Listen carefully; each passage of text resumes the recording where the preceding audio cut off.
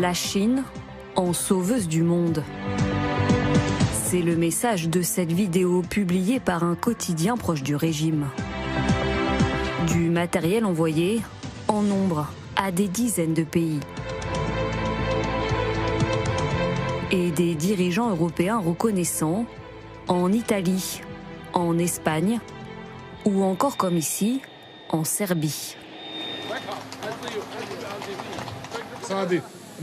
Merci infiniment à mon frère et ami le président Xi Jinping. Je l'attends en Serbie. Des centaines de milliers de personnes vont l'accueillir quand il viendra dans notre pays.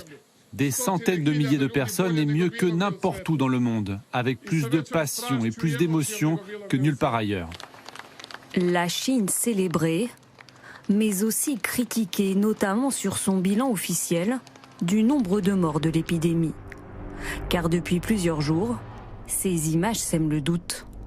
De longues files d'attente devant les crématoriums de Wuhan et la livraison de milliers d'urnes funéraires qui suggèrent que le nombre de décès serait bien plus élevé qu'annoncé.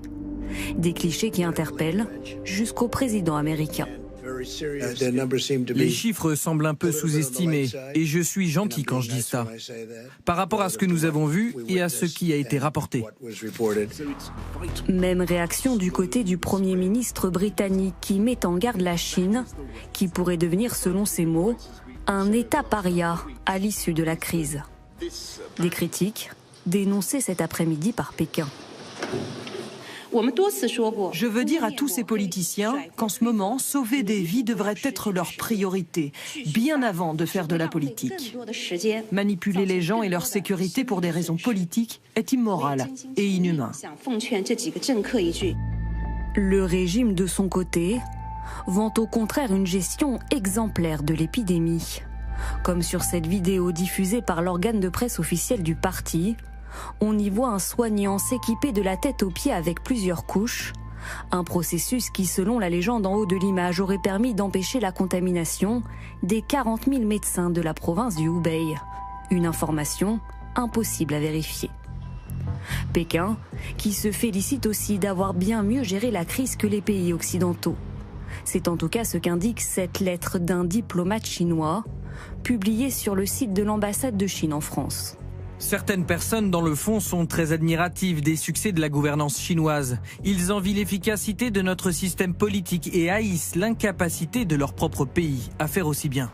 Une démonstration de force qui passe mal, notamment auprès de la secrétaire d'État chargée des affaires européennes. C'est parfois plus simple, vous voyez, de faire de la propagande, des belles images et parfois d'instrumentaliser ce qui se passe. La solidarité, ça ne s'instrumentalise pas. À un moment donné, la Chine a eu besoin de nous.